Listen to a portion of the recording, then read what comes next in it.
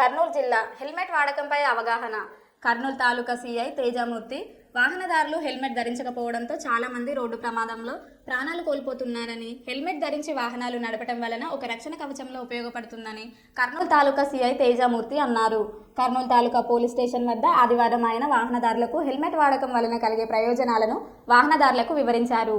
ఈ సందర్భంగా ఆయన మాట్లాడుతూ ప్రతి ఒక్కరూ హెల్మెట్ ధరించి తమ విలువైన ప్రాణాలు కాపాడుకోవాలని సూచించారు.